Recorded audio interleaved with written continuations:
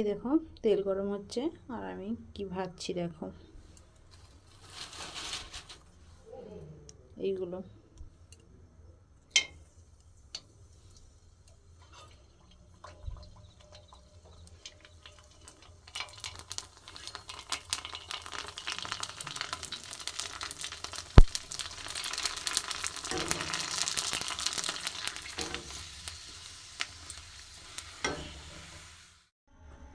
এই দেখো এক হাঁড়ি ফুচকা।